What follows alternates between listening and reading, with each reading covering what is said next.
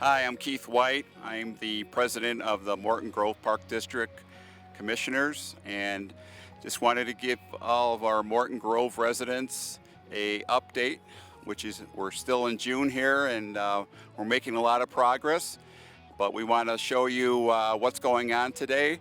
And if you have any questions, you can email us at board@mgparks.com. Thank you. Greetings, everyone.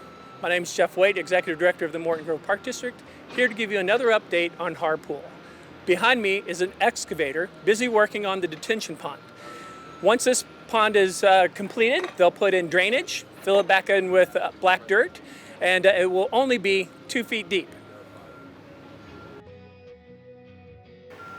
Right now, I'm standing in what will be the guard office.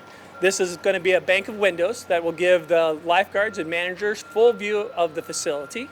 Right now, they're working on plumbing, HVAC, and electrical work. At our last update, we showed you just ground where we were going to have the spray area.